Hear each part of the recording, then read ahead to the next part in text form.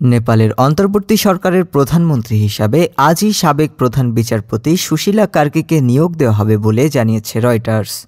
সংশ্লিষ্ট এক কর্মকর্তা ও সংবিধান বিশেষজ্ঞ নিশ্চিত করেছেন যে প্রেসিডেন্ট রামচন্দ্র পাউদেল ও সেনাপ্রধান অশোক রাজ সিকদেল তার সঙ্গে পরামর্শ করেছেন।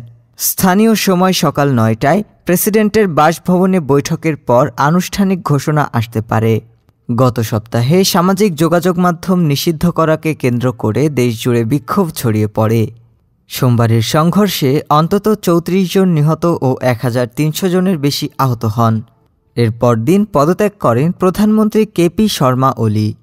এদিকে কয়েকদিনের অস্থিরতার পর শুক্রবার রাজধানী কাঠমান্ডুতে দোকানপাট ও যানবাহন চলাচল স্বাভাবিক হতে শুরু করেছে। তবে জনসমাগমে নিষেধাজ্ঞা জারি রয়েছে এবং রাতে কারফিউ বহাল থাকবে বলে জানিয়েছে সেনাবাহিনী। ডেস্ক রিপোর্ট, আজ বার্তা।